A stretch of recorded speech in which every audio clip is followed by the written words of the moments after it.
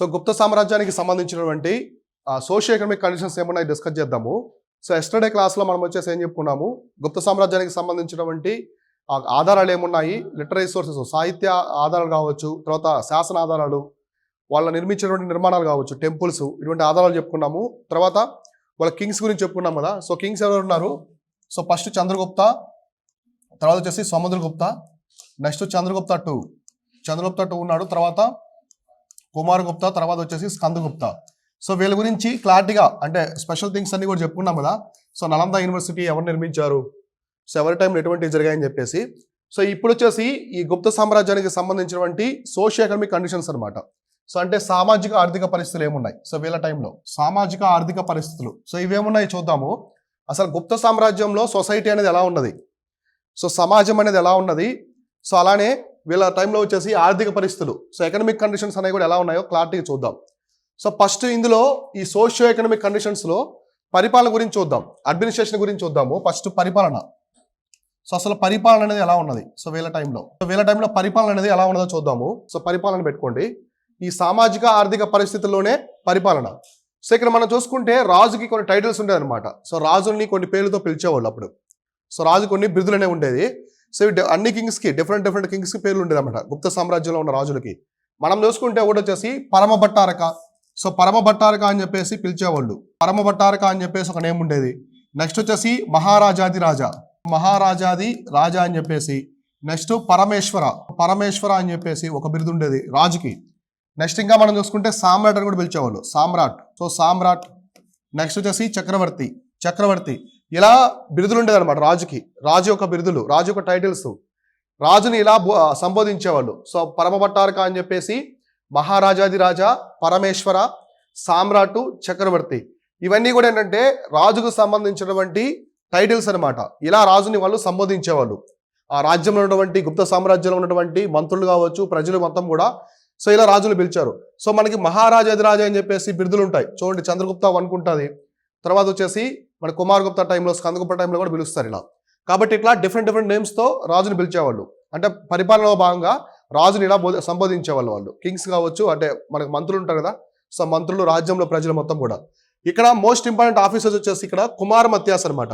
So కుమారమత్యులు అనేవాళ్ళు ఈ గుప్త సామ్రాజ్యంలోనే చాలా హైయెస్ట్ లెవెల్లో ఉన్నటువంటి ఆఫీసర్స్ అనమాట. కుమారమత్యులు అంటారు. సో కుమారమత్యులు అని చెప్పేసి పిలుస్తారనమాట. అంటే వీళ్ళు గుప్త సామ్రాజ్యంలోనే అత్యున్నతమైన అధికారులు. సో కుమారమత్యులు అంటే ఎవరంటే గుప్త సామ్రాజ్యంలోనే అత్యున్నతమైనటువంటి అధికారులు అనమాట. సో ఇలా with an office of their own called the అధికరణ. వీళ్ళ ఆఫీస్ని ఏమంటారంటే అధికరణ అని చెప్పేసి పిలుస్తారనమాట. సో అధికరణ అని చెప్పేసి ఉంటుంది. సో అధికరణ, ఈ ఆఫీస్లో వీళ్ళు పనిచేస్తుంటారు. అంటే కింగ్ తర్వాత మనకి ఎక్కువగా వీళ్ళే ఉంటారు అనమాట, కుమారమత్యులే ఉంటారు. సో రాజు తర్వాత కుమారమత్యులు హైయెస్ట్ లెవెల్ ఆఫ్ ఆఫీసర్స్ అనమాట. సో అప్పట్లో అత్యున్నతమైనటువంటి అధికారులు సామ్రాజ్యంలో, గుప్త సామ్రాజ్యంలో. సో అధికారులు. సో ఇంకా మనం చూస్తే వీళ్ళు ఇక్కడ చూడండి, ఒకటి కింగ్. సో కింగ్ తర్వాత మనకి కుమారమత్యులు అనే వాళ్ళు ఉంటారు. సో హైయెస్ట్ లెవెల్ ఆఫీసర్స్ ఉంటారు. వీళ్ళు ఎప్పటికప్పుడు అన్ని కూడా రాజుకి ఇన్ఫార్మ్ చేస్తూ ఉంటారు అనమాట. సో రాజు కూడా పరిపాలన వీళ్ళ ద్వారా చేస్తూ ఉంటాడు. అంటే మనకి రాజ్యాన్ని విభజించుకుంటారు కదా. సో ఆ విధంగా ఇక్కడ మనం చూస్తే వీళ్ళు రాజ్యాన్ని, సో గుప్త సామ్రాజ్యం చాలా పెద్దది కదా. సో ఈ సామ్రాజ్యాన్ని వీళ్ళు కూడా డివైడ్ చేసుకుంటారు అనమాట. సో డివైడ్ చేసుకుని భాగాలుగా పరిపాలిస్తారు. సో ఇక్కడ మనం చూసుకుంటే భుక్తి అండ్ విషయ administrative units headed by the ఉపారిక అండ్ విషయపతి రెస్పెక్టివ్లీ. మామూలుగా వీళ్ళ సామ్రాజ్యాన్ని డివైడ్ చేసుకుంటారు భుక్తి అని చెప్పేసి. భుక్తి అంటే ప్రొవిన్స్ అని, అంటే స్టేట్ అని చెప్పేసి. ఇప్పుడు గుప్త సామ్రాజ్యం అంతా ఒక కంట్రీ అనుకున్నాం అనుకోండి. సో ఇదంతా కంట్రీ అనుకుంటే, సో ఇది వచ్చేసి భుక్తి అనమాట. సో ఇవన్నీ భుక్తిలు. సో ఇందులో మళ్ళీ భాగాలు వచ్చేసి విషయ అనమాట. సో ప్రొవిన్స్ డివిజన్ అంటే డిస్ట్రిక్ట్స్ అంటారు కదా. సో ఇప్పుడు కంట్రీ వచ్చేసి మొత్తం సామ్రాజ్యం అంతా కంట్రీ కాబట్టి రాసుకోండి. ఫస్ట్ భుక్తి అని పెట్టుకోండి. సో భుక్తి అంటే స్టేట్ అని చెప్పేసి, బ్రాకెట్లో ప్రొవిన్స్ లేదా స్టేటు. సో భుక్తి అని చెప్పేసి డివైడ్ చేసుకునేవాళ్ళు. ఈ భుక్తికి హెడ్ ఎవరంటే ఉపారిక. సో భుక్తికి హెడ్, సో పెద్ద ఎవరంటే ఉపారిక. సో దాన్ని పరిపాలించే వ్యక్తి. రాజు కింద ఆ భుక్తి మొత్తానికి హెడ్ ఎవరంటే ఉపారిక. సో ఉపారిక అనే పర్సన్ ఇక్కడ ఉన్నారు కదా, ఉపారిక, ఇతర హెడ్గా ఉంటాడు. విషయ అనే దానికి, సో విషయ అనేది భుక్తిని మళ్ళీ డివైడ్ చేసుకుంటారు. అంటే స్టేట్ని మనకి ఎలా డివైడ్ చేస్తారు, డిస్ట్రిక్ట్స్గా. సో దీనికి వచ్చేసి విషయపతి.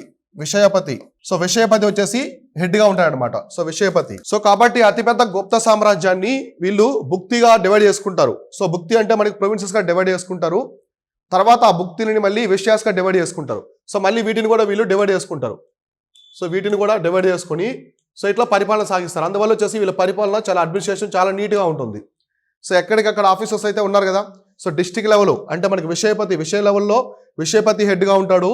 ఆ భుక్తి లెవెల్లో ప్రొవిన్స్ అనమాట, దానికి సంబంధించి ఉపాధిక హెడ్లో ఉంటాడు. సో అర్థమైందా? సో ఈ విధంగా ఇప్పుడు మనం స్ట్రక్చర్ చూసుకున్నాం అనుకోండి, పైనుంచి ఫస్ట్ ఎవరు ఉంటారు? కింగ్ ఉంటాడు. సో కింగ్కి అసిస్టెంట్స్ మంత్రి మండలంగా ఎవరు ఉంటారు? ఆఫీసర్స్ కుమారమత్యులు ఉంటారు. సో తర్వాత రాజ్యాన్ని వీళ్ళు భుక్తిలుగా డివైడ్ చేసుకుంటారు. భుక్తి అంటే ప్రొవిన్స్ అని చెప్పేసి. సో భుక్తిస్గా డివైడ్ చేసుకుంటారు. ఈ భుక్తికి హెడ్గా ఎవరు ఉంటారంటే ఉపాధిక ఉంటాడు. సో ఉపాధిక అయితే ఉంటాడు. సో నెక్స్ట్ భుక్తిని మళ్ళీ డివైడ్ చేసుకుంటారు. ఎలా? విషయ ప్రొవిన్స్ డివిజన్. సో డివిజన్స్ అంటారు కదా, డిస్ట్రిక్ట్స్ లాగా. సో దానికి హెడ్గా ఎవరు ఉంటారు? విషయపతి ఉంటారు. సో అర్థమైందా మీకు అడ్మినిస్ట్రేషన్లో ఉన్నటువంటి స్ట్రక్చర్ అనేది? సో ఇలా డివైడ్ చేస్తారు రాజ్యాన్ని మొత్తాన్ని. తర్వాత ఇక్కడ చూడండి, the king was assisted in the administration by the council consisting the chief minister, సేనాపతి, commander in chief, army and other important officials. మామూలుగా రాజు ఉంటాడు కదా. సో రాజు యొక్క మంత్రి మండలి, సో రాజుకు సంబంధించినటువంటి సో కొంతమంది ఉంటారు అనమాట కౌన్సిల్లో. రాజుకు సంబంధించినటువంటి మండలిలో ఎవరు ఉంటారంటే చీఫ్ మినిస్టర్ అనమాట. సో అంటే ప్రధానమంత్రి అంటారు కదా మనం, ముఖ్యమంత్రి లాగా. సో అట్లా ఒక మినిస్టర్ ఉంటారు అనమాట. సో అతను అందరికంటే ప్రధానమైనటువంటి వ్యక్తి. సో కాబట్టి రాజు యొక్క మండలి ఎవరు ఉంటారంటే సో చీఫ్ మినిస్టర్, మంత్రి, తర్వాత వచ్చేసి ఆర్మీ సైన్యాధ్యక్షుడు, సేనాని అంటారు, సేనాపతి. సో సేనాపతి ఇతను ఆర్మీకి సంబంధించినటువంటి విషయాలన్నీ కూడా ఇతను చూసుకుంటూ ఉంటాడు. ఇంకా మనకి కొంతమంది ఇంపార్టెంట్ ఆఫీసర్స్ కూడా ఉంటారు, అంటే వీళ్ళే కుమారమత్యులు. సో కుమారమత్యుల్లో కొంతమంది కూడా కింగ్ యొక్క కౌన్సిల్కి అటెండ్ అవుతారు. సో అటెండ్ అయ్యి వాళ్ళు రాజ్య విస్తరణ ఎలా చేసుకోవాలి, యుద్ధ ప్రణాళికలు కావచ్చు, రాజ్యానికి సంబంధించినటువంటి డెవలప్మెంట్స్ అంటే కార్యక్రమాలు, అభివృద్ధి కార్యక్రమాలు కావచ్చు, ప్రతి ఒక్కటి కూడా కౌన్సిల్లో వాళ్ళు డిస్కస్ చేసుకుంటారు. సో అర్థమైందా? సో ఈ విధంగా ఉంటుందన్నమాట. సో ఇలా వాళ్ళు పరిపాలన సాగించేవాళ్ళు. కాబట్టి రాజుకున్నటువంటి బిరుదులేంటి? పరంపట్టారక, మహారాజాదిరాజా, పరమేశ్వర, సామ్రాట్, చక్రవర్తి అంటారు. వీళ్ళకి ఉన్నటువంటి ప్రధానమైన ఆఫీసర్స్ ఎవరున్నారు? అధికారులు కుమారమత్యులు. రేపు ఎగ్జామినేషన్ అడిగారు అనుకోండి మిమ్మల్ని, సో గుప్త సామ్రాజ్యంలో ఉన్నటువంటి ప్రధానమైన అధికారులు ఎవరంటే కుమారమత్యాసు. మనకు మళ్ళీ అక్కడ వేరు ఉంటారు. సో డిఫరెంట్ ఉంటారు ఆఫీసర్స్. ఇప్పుడు అశోకుడికి సంబంధించినటువంటి ధమ్మా పాలసీని స్ప్రెడ్ చేయడం కోసం కొంతమంది తీసుకొస్తాడు, ధర్మ మహామత్రాస్ అని చెప్పేసి. మనకు మౌర్యన్ టైంలో వేరుంటారు పేర్లు. సో ఇక్కడ పేర్లు వేరు, మహామత్యాస్ అంటారు అక్కడ. సో ఇక్కడ కుమారమత్యాస్ అంటారు, ఇలా అనమాట. ఓకేనా? సో కాబట్టి ఇవి గుర్తుపెట్టుకోండి, ఇలా పిలుస్తారు ఆఫీషియల్స్ని. తర్వాత రాజ్యాన్ని వచ్చేసి భుక్తులుగా డివైడ్ చేసుకుంటారు. దానికి హెడ్గా ఎవరు ఉంటారు? ఉపాధిక ఉంటాడు. సో మళ్ళీ భుక్తుల్ని విషయగా డివైడ్ చేసుకుంటారు. విషయ హెడ్గా ఎవరు ఉంటారంటే విషయపతి ఉంటాడు. సో చివరగా రాజు యొక్క కౌన్సిల్లో, సో రాజు యొక్క మండలిలో రాజుతో పాటుగా చీఫ్ మినిస్టర్ అంటే మొత్తం మంత్రులందరికీ హెడ్గా ఉంటాడు ఒక అతను. సో అటువంటి ప్రధానమంత్రి అంటారు అప్పట్లో. సో అతను, తర్వాత సేనాని, ఆర్మీ కమాండరు, తర్వాత వచ్చేసి కొంతమంది అఫీషియల్స్ అనమాట. సో అంటే మనకి ఈ కుమారమత్యాసు. సో వీళ్ళందరూ కూడా ఉంటారనమాట. ఓకే, అర్థమైందా? సో ఇట్లా అడ్మినిస్ట్రేషన్ అనేది గుప్త సామ్రాజ్యంలో ఉన్నది. తర్వాత చూస్తే మనకి ఇంపార్టెంట్ ఆఫీసర్స్, సో ప్రధానమైన అధికారులు. సో గుప్త సామ్రాజ్యంలో ఉన్నటువంటి అధికారులు. సో అధికారులు ఎవరున్నారు? సో అధికారులు అని పెట్టుకోండి. సో గుప్త సామ్రాజ్యంలో ఉన్నటువంటి ప్రధానమైన అధికారులు అంటే వాళ్ళ పరిపాలనలో ఉన్నటువంటి సో ప్రధానమైన అధికారులు ఎవరున్నారో చూద్దాము. సో గుప్త సామ్రాజ్యంలో సో వీళ్ళు పరిపాలన పరంగా చాలా పగడ్బందీగా ఉంటుంది అనమాట. మొత్తం కౌన్సిల్ మొత్తం కూడా. సో మనకి కింగ్ అవ్వచ్చు, chief minister, important officials, commander, army commander ఇట్లా ఉంటారు. సో వాళ్ళతో పాటుగా సామ్రాజ్యంలో కొంతమంది అధికారులు ఉంటారు. సో అధికారులు అనే వాళ్ళు పరిపాలన చేస్తారు. ఒక్కో డిపార్ట్మెంట్కి సంబంధించి ఒక్కో అధికారులు ఉంటారు. సో వాళ్ళు ఎవరో చూద్దాము. ఫస్ట్ వచ్చేసి మహానంద నాయక. సో మహానంద నాయక, సో నాతో పాటు రాసుకోండి. సో మహానంద నాయక. సో ఫస్ట్ అధికారి వచ్చేసి మహానంద నాయక. సో ఈయన జస్టిస్ డెలివరీ అనమాట. సో అంటే జడ్జ్ అని చెప్పేసి రాసుకోండి, జడ్జు. సో జడ్జు లేదా న్యాయమూర్తి, తెలుగులో అయితే న్యాయమూర్తి. సో న్యాయమూర్తి అంటే ఈయన జడ్జి అనమాట. మన కోర్సులో ఇప్పుడు జడ్జి ఉంటారు కదా. సో అలానే అప్పుడు జస్టిస్ డెలివరీ ఎవరు డెలివరీ చేస్తారు? జస్టిస్ అంటే జడ్జి అనమాట, న్యాయమూర్తి. సో మహానంద నాయక అంటే న్యాయమూర్తి, న్యాయమూర్తి అనమాట. సో ఇదే దాన్ని మనకి విజయనగర ఎంపైర్లో దండనాయక అంటారు. సో అన్నమయ్య మూవీలో తనిఖీల బర్ని క్యారెక్టర్ ఉంటుంది చూడండి. సో సాలువు నరసింహరావు ఎవరుంటారు? మోహనబాబు క్యారెక్టర్ చేస్తాడు. సో తనిఖీల బర్ని క్యారెక్టర్ ఉంటుందా? దండనాయక అని చెప్పేసి అన్నమయ్యని శిక్షిస్తారు కదా. సో అటువంటి క్యారెక్టర్ అనమాట. అంటే గుప్తాలో ఏమంటారు? మహానంద నాయక అంటారు. సో మహాదండనాయక, సో మహాదండనాయక, సారీ నందనాయకలే. సో మహానంద నాయక అంటారు. అక్కడ దండనాయక అని చెప్పేసి పిలుస్తారనమాట. ఎక్కడ? మనకి విజయనగర ఎంపైర్లో.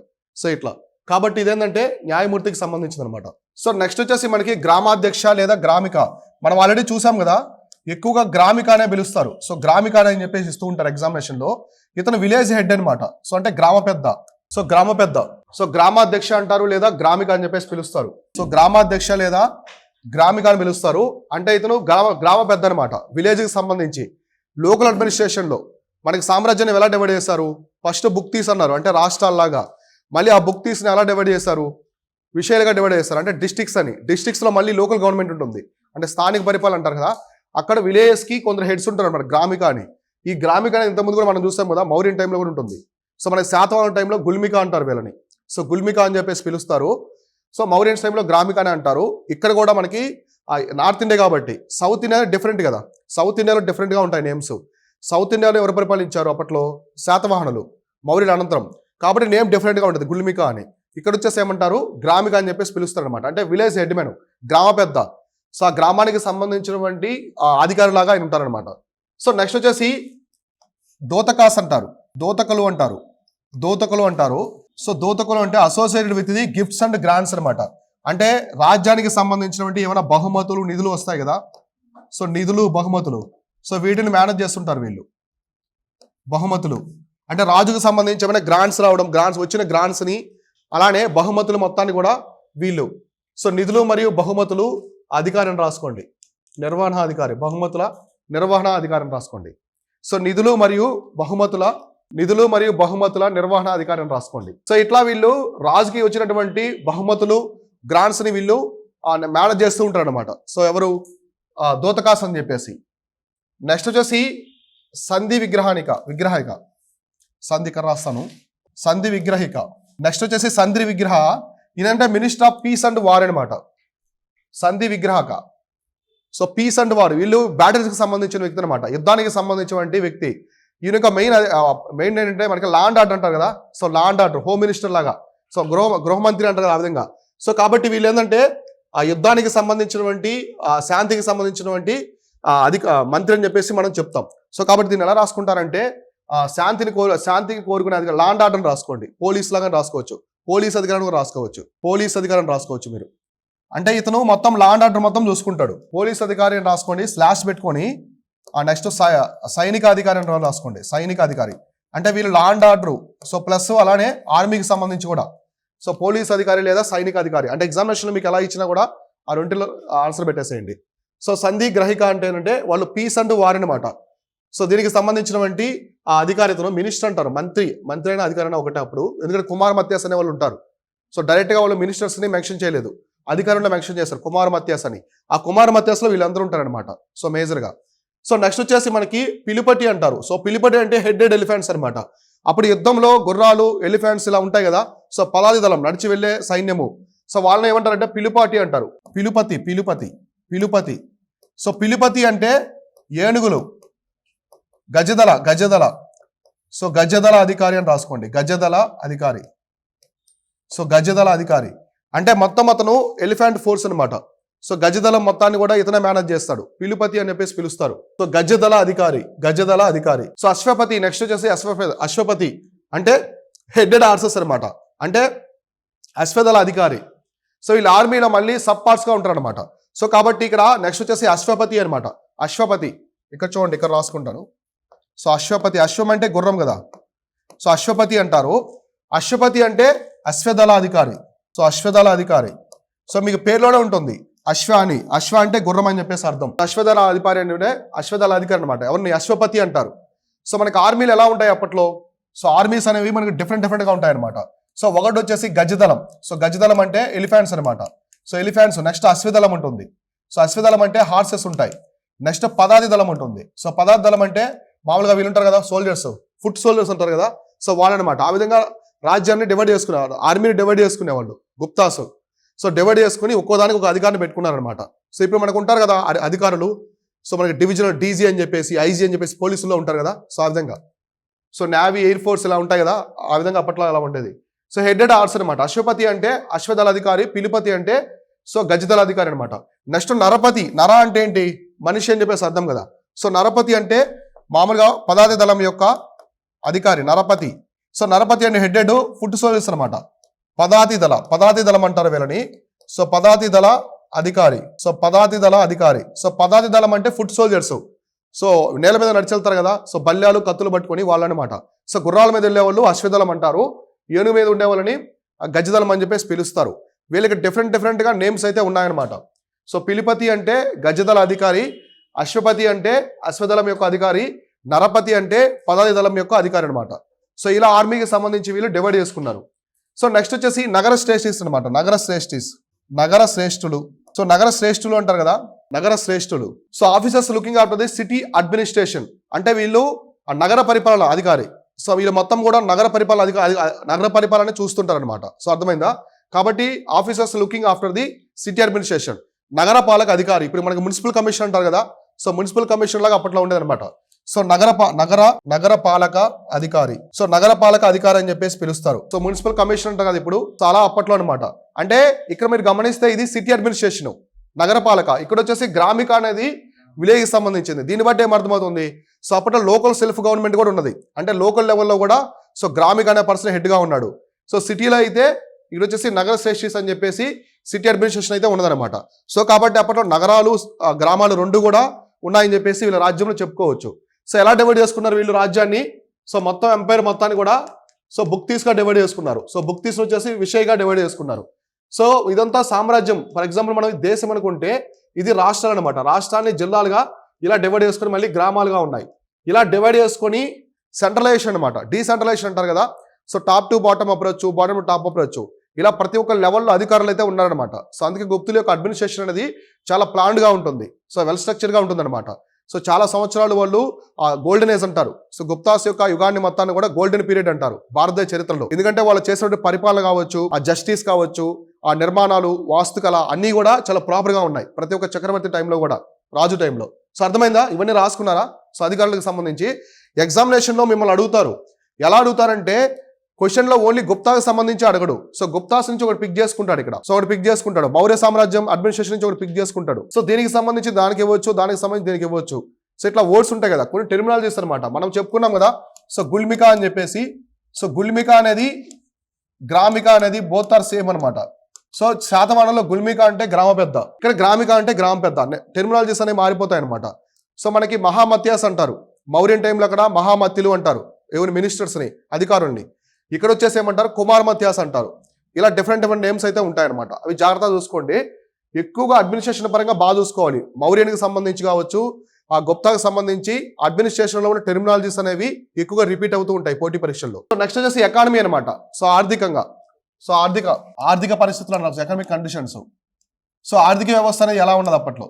సో గుప్తుల టైంలో ఆర్థిక వ్యవస్థ, సో ఆర్థిక వ్యవస్థ లేదా ఆర్థిక పరిస్థితులను రాసుకోండి.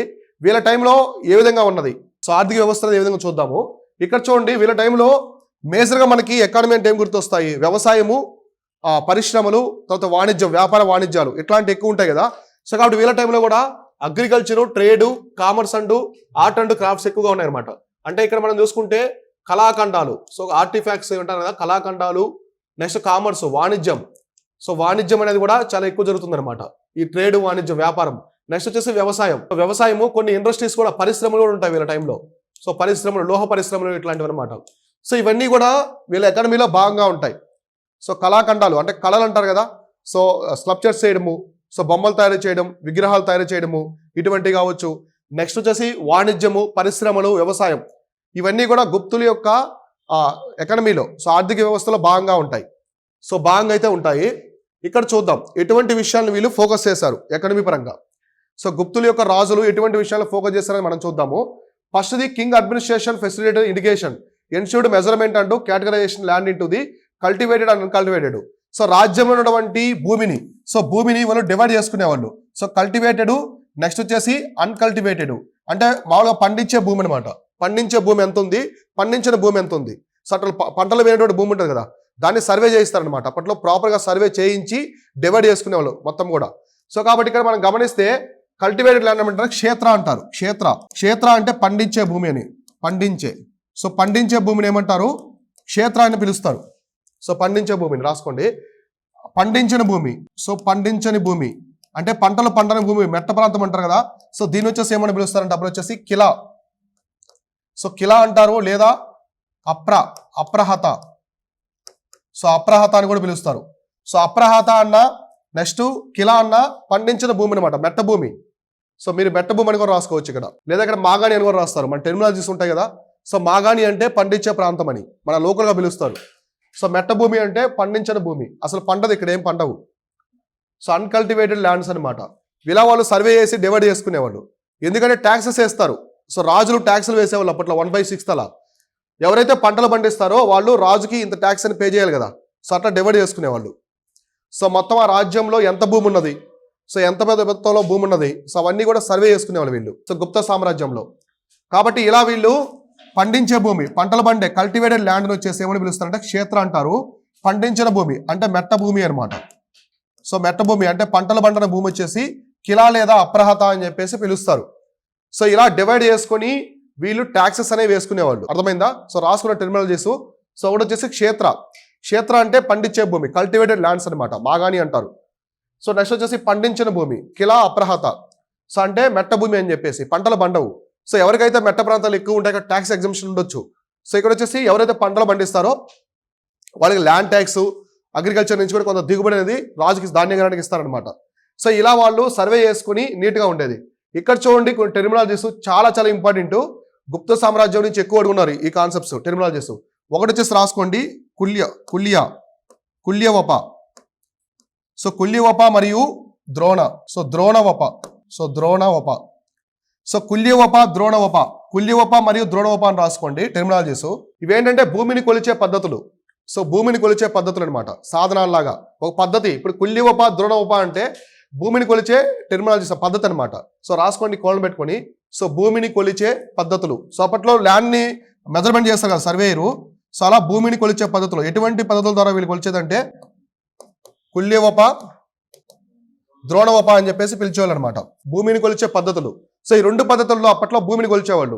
ఇప్పుడు ఇక్కడ కొలుస్తున్నారు కదా, కల్టివేటెడ్ ల్యాండ్ ఎంత ఉంది, ఇప్పుడు ఎలా ఉంది. సో ప్రెజెంట్ డే మనం చూసుకుంటే ఇప్పుడు మనకి ల్యాండ్ ఎలా కొలుస్తారు, సో పెద్ద గొలుసులా ఉంటుంది. సర్వేయర్ వస్తారు. సో తహసీల్దారు, సర్వేయర్ వచ్చేసి ల్యాండ్ని కొలుస్తారు కదా. సో ఆ గొలుసు ప్రకారము వాళ్ళు అంచనా వేస్తారనమాట, సో ఎంత ఉందని చెప్పేసి. అలానే అప్పట్లో ఇప్పుడు గొలుసు సాధనం ఉంది మనకి. అప్పట్లో వాళ్ళు కూడా టెర్మినాలజీస్ ఏంటంటే కుల్యవప, ద్రోణవప అని చెప్పేసి ఉంటాయి. ఈ పద్ధతుల ద్వారా కొలుస్తారు ల్యాండ్ని. సో వీళ్ళకి మళ్ళీ వీటికి సంబంధించినటువంటి అధికారులు కూడా ఉంటారు. ఇది పద్ధతి అనమాట, ఓన్లీ మెథడ్. సో మెథడ్ మాత్రమే ఇది ఎలా కొలుస్తారని. దానికి సంబంధించిన వ్యక్తుల ద్వారా ఈ పద్ధతుల్లో భూమిని కొలిచి మొత్తం సామ్రాజ్యంలో ఈ అగ్రికల్చర్ ప్రకారం కావచ్చు, ఎలా అయినా సరే మొత్తం మెట్ట భూమి ఎంత ఉంది, సో మాగాణి ఎంత ఉంది, సో పంటలు పండే భూమి ఎంత ఉంది, ఇది ఎంత ఉంది. ఎందుకంటే రాజు యొక్క ధాన్యగారం కావచ్చు, ప్రజల యొక్క జీవన విధానము అవన్నీ కూడా పరిగణిస్తారు రాజు. సో అర్థమైందా? ఎందుకంటే వ్యవసాయం అనేది కూడా అతిపెద్ద ఆర్థిక వ్యవస్థ సో వాళ్ళ రాజ్యంలో అప్పట్లో. ఎందుకంటే పెద్ద పెద్ద ఫ్యాక్టరీస్, ఇప్పుడు ఐరన్ మేకింగ్, స్టీల్ ఇండస్ట్రీస్ అనేవి లేవు కదా అప్పట్లో. కాబట్టి అగ్రికల్చరే ప్రధానంగా ఉండేది. ఇప్పటికి కూడా మన భారతదేశం కూడా మొత్తం వ్యవసాయ ఆధారిత కంట్రీ కదా. సో దేశం ఆల్మోస్ట్ మోర్ దెన్ 60% ఇండియన్స్ అనేవాళ్ళు వ్యవసాయం మీద ఆధారపడి ఉంటారు ఇట్లా. సో కాబట్టి ఈ భూమిని కొలిచే పద్ధతులు ఏమంటారంటే ద్రోణవప, కుల్యవప. సో ఇవి బాగా స్టార్ మార్క్ పెట్టుకోండి, చాలా చాలా ఇంపార్టెంట్, ఎక్కువ టైమ్స్ రిపీట్ అయి ఉంది ఎగ్జామినేషన్లో. సో కుల్యవప, ద్రోణవప అని చెప్పేసి పిలుస్తారు ఈ టెర్మినాలజీస్ని. Next the new agriculture taxes. So వ్యవసాయ పన్నులు అనమాట, అప్పట్లో వ్యవసాయ పన్నులు కూడా ఉండేవి. సో అందుకే రాజులు మెట్ట ప్రాంతము, సో వీటిని కొలిచే వ్యవసాయ పన్నులు అని రాసుకోండి ఫస్ట్ మీరు. వ్యవసాయ పన్నులు. సో వ్యవసాయ పన్నులు ఇలా ల్యాండ్ని డివైడ్ చేసుకుని పండించే ప్రాంతంలో ఉన్నటువంటి రైతుల మీద వాళ్ళు ట్యాక్సెస్ అనేవి వేసేవాళ్ళు అనమాట. ఎవరైతే పంటలు పండిస్తున్నారో వాళ్ళ మీద కొన్ని వ్యవసాయ ట్యాక్సెస్ అనేవి వేసేవాళ్ళు. అంటే వ్యవసాయ ట్యాక్సెస్ అంటే పన్నులు, వ్యవసాయ పన్నులు, అగ్రికల్చర్ ట్యాక్సెస్. సో ఇక్కడ మనం చూసుకుంటే ట్యాక్సుల పేరు ఉపారిక. సో ఉపారికర. నెక్స్ట్ వచ్చేసి ఉద్రాంగ. సో ఉద్రాంగ ఒకటి, ఉపరికర అని రాసుకోవచ్చు. సో ఉపారికర ఏదైనా రాసుకోండి. ఉపరికర ఒకటి, ఉద్రాంగ, ఈ రెండు కూడా వ్యవసాయ పన్నులు అనమాట. సో ఎవరైతే పంటలు పండిస్తారో వాళ్ళ మీద. సో ఇక్కడ మనం చూసుకుంటే ఉపరికర అనేది అది ల్యాండ్ మీద ఉండే ట్యాక్స్ కావచ్చు అనమాట. అంటే వ్యవసాయ భూమి ఎంత ఉందో దాని మీద కావచ్చు, లేదా దిగుబడి మీద వేయచ్చు అనమాట. ఈ ఉద్రాంగ అనేది వాటర్ మీద, అంటే వాళ్ళు ఇరిగేషన్ ఇస్తారు కదా, రాజు ఇరిగేషన్ అవన్నీ ఇస్తారు అనమాట. ఆ ఇరిగేషన్కి సంబంధించి ఎంత మెజర్మెంట్ అని, కానీ సోర్సెస్లో లేదు, రాయొద్దు. అది జస్ట్ ఒక జస్ట్ చెప్పారు అంతే. అంటే ప్రొబాబిలీ అని చెప్పారు, కన్ఫర్మ్ తెలియదు అనమాట అది. అంటే రెండు పన్నులు ఉండేవి గుప్త సామ్రాజ్యంలో వ్యవసాయం మీద. ఒకటి వచ్చేసి ఏంటి ఉపరికర, ఒకటి వచ్చేసి ఉద్రాంగ. అంటే అవేంటో తెలియదు, కానీ రెండు పన్నులు మాత్రం ఒకటి ల్యాండ్కి సంబంధించి, అగ్రికల్చర్ ల్యాండ్కి సంబంధించి కావచ్చు, లేదా దిగుబడి అనమాట, పంట దిగుబడి వస్తుంది కదా, సో దిగుబడిలో ఎంత పే చేయాలని చెప్పేసి ఉండేది. ఇంకొకటి ఇరిగేషన్కి సంబంధించి ఉండొచ్చు అని చెప్పేసి కొంతమంది చెప్పారు చరిత్రకారులు అంతే. సో దానికి సంబంధించి ప్రాపర్గా తెలియదు అనమాట. వ్యవసాయ పన్నులను మాత్రం తెలుసు, కానీ అది దేని మీద వేస్తారు ఈ రెండు అని చెప్పేసి ప్రాపర్గా ఐడియా లేదు వాళ్ళకి. ఎవరు హిస్టరియన్స్ కూడా చెప్పలేదు. ఓకే, ఈ రెండు అయితే గుర్తుపెట్టుకోండి. సో కాబట్టి ఎగ్జామినేషన్లో మిమ్మల్ని అడిగితే ఉపరికర, ఉద్రాంగ అనేవి ఏంటంటే వ్యవసాయ పన్నులు. ద టర్మ్స్ ఆఫ్ ఉపరికర అండ్ ఉద్రాంగ are related to the agriculture. So not land. So ఇక్కడ అగ్రికల్చర్ ల్యాండ్ అని చెప్పకూడదు, మీరు అగ్రికల్చర్ అని చెప్పాలి. ఎందుకంటే అగ్రికల్చర్ ల్యాండ్ మీద వేయట్లేదు వాళ్ళు, పంట మీద దిగుబడి మీద వేయచ్చు, లేదా నీటి వ్యవస్థ మీద కూడా వేయచ్చు అనమాట. నీటి పారుదల వ్యవస్థ ఉంటుంది కదా, అంటే ఇరిగేషన్ సిస్టమ్ అంటారు కదా, వాటి మీద కూడా వేయచ్చు అనమాట. సో అర్థమైంది కదా నీట్గా. సో ఇట్లా టెర్మినాలజీస్ చాలా చాలా ఇంపార్టెంట్, మీరు నెగ్లెక్ట్ చేయకుండా. ప్రతి అడ్మినిస్ట్రేషన్లో మీకు నేను ప్రతి ఎంపైర్ ఎలా చెప్తున్నాను, 2 పార్ట్స్గా డివైడ్ చేస్తున్నాను. సో ఒకటి కింగ్స్కి సంబంధించి అనమాట, కింగ్స్కి సంబంధించి మొత్తం ఒక పార్ట్ ఉంటుంది, ఇంకో పార్ట్ మొత్తం కూడా general conditions. So general conditions, so ఈ జనరల్ కండిషన్స్లో మనకి ఏమొస్తాయంటే సోషియో ఎకనమిక్, సో అడ్మినిస్ట్రేషను, ఇంకా మనకి ఎకనమీకి సంబంధించి అడ్మినిస్ట్రేషన్ కావచ్చు, నెక్స్ట్ ఆర్ట్ అండ్ కల్చర్ అంటే మనకి నిర్మాణాలు, ఆర్కిటెక్చర్స్ ఇవన్నీ ఉంటాయన్నమాట. సో ఇలా అనమాట. మీకు ఎగ్జామినేషన్లో స్టేట్మెంట్స్ ఉంటాయి కదా, అవి ఎక్కువ పడే ఏరియా ఇదే అనమాట. సో జనరల్ కండిషన్స్ ఉంటాయి కదా, టెర్మినాలజీస్ మొత్తం ఇక్కడే ఉంటాయి. సో మీరు వీటి మీద బాగా ఫోకస్ చేయాలి. రాజుకు సంబంధించిన విషయాలు తక్కువ అడుగుతున్నారు ఇప్పుడు ఎగ్జామినేషన్ ట్రెండ్లో. సో రాజుకు సంబంధించి అతని కొడుకు ఎవరు, సో భార్య పేరు ఏంటి, ఇలాంటివి తక్కువ. మీకు ఆర్ట్ అండ్ కల్చర్లో వాళ్ళు ఇచ్చిన కాయిన్స్ కావచ్చు, ఇన్స్క్రిప్షన్స్ మొత్తం వస్తాయి. సో ఇక్కడ వాళ్ళకి అగ్రికల్చర్ అంటే మనకి అడ్మినిస్ట్రేషన్ ఎలా ఉన్నది, టెర్మినాలజీస్ అవన్నీ అడుగుతారు. నెక్స్ట్ ఎకనమీకి సంబంధించి ఇలా మీరు ఈ ఏరియా మీద బాగా ఫోకస్ చేయాలి. మనం సెకండ్ పార్ట్ ఉంది కదా, ప్రతి కింగ్డమ్లో ఉంటుంది సెకండ్ పార్ట్. సో ఢిల్లీ సుల్తాన్లకు కావచ్చు, మొఘల్ ఎంపరర్ కావచ్చు, మొఘల్ సామ్రాజ్యానికి, నెక్స్ట్ విజయనగర సామ్రాజ్యం కావచ్చు, నెక్స్ట్ కాకతీయాసు, రాష్ట్రకూటాసు, పల్లవాసు, చోళాసు, మొత్తం కూడా అడ్మినిస్ట్రేషన్, ఆర్కిటెక్చర్ అనేవి ఎక్కువ ఫేమస్ అనమాట. మన ప్రీవియస్ ఇయర్ పేపర్స్ కూడా చూడండి, ఎక్కువ అవే అడుగుంటారు. ఓకేనా. ఏదో స్పెషల్ థింగ్స్ ఇప్పుడు శాండ్ర కొట్టాసు ఇట్లా టెర్మినాలజీస్ ఉంటాయి కదా కింగ్స్కి సంబంధించి, అటువంటి ఫోకస్ చేస్తారు. కానీ కింగ్స్ గురించి కూడా ఫోకస్ చేయాలి, కొన్ని ఫ్యాక్ట్స్ ఉంటాయి. ఓకేనా. పేపర్ అనేది ఎలా ఉంటుందో మనం ప్రిడిక్ట్ చేయకూడదు. సో ఎలా ఇచ్చినా కూడా ఆన్సర్ చేసే విధంగా మీరు ప్రిపేర్ అవ్వాలి. ఓకేనా. సో ఇది కాబట్టి టెర్మినాలజీస్ మొత్తం కూడా చాలా జాగ్రత్తగా చూసుకోండి. నెక్స్ట్ చూడండి శ్రేణి. ఆల్రెడీ శ్రేణి గురించి మనము వేదకాలంలో కూడా డిస్కస్ చేసుకున్నాం. సో శ్రేణి contributed to the government the trade affairs అనమాట. శ్రేణి అని చెప్పుకున్నాం కదా, గిల్డ్స్ అని చెప్పేసి శ్రేణి అంటారు. శ్రేణి అంటే ఏంటి మామూలుగా, సో మీకు మలివేదకాలంలో చెప్పాను. సో శ్రేణి అంటే ఏంటి, ఆ శ్రేణి హెడ్ శ్రేష్ఠి. శ్రేణి అంటే ఏంటి, అసోసియేషన్ ఆఫ్ ట్రేడర్స్ అనమాట. సో వ్యాపారుల సంస్థ. So association of traders, so association of traders అనమాట. అంటే వ్యాపారులకు సంబంధించినటువంటి ఒక యూనియన్ అంటారు కదా, సో యూనియన్. సో వ్యాపారులకు సంబంధించినటువంటి ఒక యూనియన్ అనమాట. ఆ యూనియన్ ఏమంటారంటే శ్రేణి అంటారు. ఆ శ్రేణి హెడ్ ఎవరంటే శ్రేష్ఠి. శ్రేణి హెడ్ గా ఉండే అతను శ్రేష్ఠి అని చెప్పేసి పిలుస్తారు. సో శ్రేష్ఠి వచ్చి హెడ్ అనమాట, ఈ అసోసియేషన్ మొత్తానికి హెడ్ గా ఉంటాడు. కాబట్టి ఇక్కడ కూడా గుప్త సామ్రాజ్యంలో కూడా ట్రేడ్ అఫైర్స్ మొత్తం కూడా ఎవరు చూసుకుంటారంటే శ్రేణి అనమాట. శ్రేణి continue to govern the trade affairs అనమాట. సో కాబట్టి రాసుకోండి, శ్రేణి అని పెట్టుకొని కోలను పెట్టుకోండి శ్రేణి. సో శ్రేణి అని పెట్టుకొని ఇక్కడ రాసుకోండి, శ్రేణి అని పెట్టుకొని. కాబట్టి వాణిజ్యానికి సంబంధించిన పరిపాలన రాసుకోండి ఏదన్నా. అంటే మీరు వాణిజ్యానికి సంబంధించిన ట్రేడ్, ఇంతకుముందు మీరు ఎలా రాసుకున్నారు, అసోసియేషన్ రాసుకున్నారు. సో వ్యాపారుల యొక్క సంస్థను రాసుకున్నారా. సో వ్యాపారులకు సంబంధించినటువంటి అఫైర్స్ అంటే ఎలా రాసుకుంటారు, గవర్న్ అనమాట. సో వాళ్ళ మీద కంటిన్యూ చేసేది శ్రేణి. మీరు అసోసియేషన్ ఆఫ్ ది ట్రేడర్స్ అని రాసుకున్నారు కదా ఇంతకుముందు, దాని తెలుగులో ఏం రాసుకున్నారు, సంస్థను, వ్యాపారుల సంస్థను రాసుకున్నారు కదా, అదే రాసుకోండి స్టిల్ ఇప్పటికి కూడా. సో వ్యాపారుల సంస్థను రాసుకోండి, లేదా వ్యాపారుల యూనియన్ అని రాసుకోండి. వ్యాపారుల యూనియన్ అని రాసుకోండి తెలుగులో. మీరు ఇంగ్లీష్ మీడియంలో అయితే అసోసియేషన్ ఆఫ్ ది ట్రేడర్స్ అని రాసుకోండి. అంటే దీని అర్థం ఏంటంటే అప్పటి నుంచి ఇప్పటికి కూడా స్టిల్ శ్రేణి అనేది చేస్తుంది అనమాట. సో వ్యాపారుల సంస్థ లేదా వ్యాపారుల అసోసియేషన్ రాసుకోండి, వ్యాపారుల అసోసియేషన్ లేదా వ్యాపారుల సంస్థ. అంటే దీని అర్థం ఏంటంటే continue to govern the trade affairs. అంటే అప్పటి నుంచి మనకి మలివేద కాలం నుంచి కూడా శ్రేణి అనేది ఒడ్డుందా లేదా, ఇప్పుడు కూడా ట్రేడ్ అఫైర్స్ మొత్తం ఇదే చూసుకుంటుంది అనమాట. ట్రేడ్ అఫైర్స్ మొత్తం కూడా ఇదే చూసుకుంటూ ఉంటుంది. అర్థమైందా. సో కాబట్టి శ్రేణి అంటే స్టిల్ ఇప్పుడు కూడా అర్థం ఏంటంటే అసోసియేషన్ ఆఫ్ ది ట్రేడర్స్ అనమాట. సో అంటే వ్యాపారుల సంస్థ అని చెప్పేసి అర్థం. వాళ్ళకి సంబంధించిన యూనియన్, ఇప్పుడు ఆటో యూనియన్ ఎలా ఉంటాయి కదా, ఎంప్లాయీస్ యూనియన్ అని చెప్పేసి, ఇట్లా ట్రేడ్ చేసే వాళ్ళందరూ కూడా. ట్రేడ్ ఎవరు చేస్తారు, ఏ కమ్యూనిటీ చేస్తారు ఎక్కువగా, వైశ్యాస్. సో వైశ్యాస్ ఎక్కువగా ట్రేడ్ అనేది చేస్తారు అనమాట. కాబట్టి వైశ్యాస్కి సంబంధించిన అసోసియేషన్గా మనం దీన్ని చెప్పొచ్చు. అర్థమైందా. కాబట్టి ఈ శ్రేణిని హెడ్ ఎవరు ఉంటారు, శ్రేష్ఠి. అంటే మార్కెట్ వ్యవహారాలు, మార్కెట్లోనే కదా ట్రేడ్ అంతా జరిగేది. సో ఇప్పుడు రైతులు పంటలు పండిస్తారు, ఆ రైతుల దగ్గర నుంచి వైశ్యాస్ అనేవి కొనుగోలు చేస్తారనమాట. సో కొనుగోలు చేసి రాజు యొక్క ధాన్యగానికి అమ్మొచ్చు, లేదా ప్రక్క రాజ్యం కూడా వీళ్ళు ఎక్స్పోర్ట్ చేస్తారనమాట. సో అర్థమైందా ఎలా ఉంటుందో ప్రాసెస్. సో ఫస్ట్ ఏముంటుంది, ఫార్మర్స్. సో స్టిల్ ఇప్పుడు కూడా మనం అదే ఫాలో అవుతాం.